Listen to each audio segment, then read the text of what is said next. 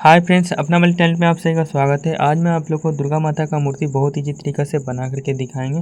तो जिसके लिए एक तख्ता लेंगे। तख्ता में 3 इंच का कील 2 गो ठोक देंगे, उसमें बम्बू स्टिक बांध दिए, 2 बम्बू स्टिक बांध देंगे और एक बीच में बम्बू स्टिक बांध रहे हैं। और ये जो बांध रहे हैं धागे की मदद से बांध रहे हैं। अगर जो आप लोग के पास कॉपर की तार है या लोहे की तार है तो उसकी मदद से बांध सकते हैं।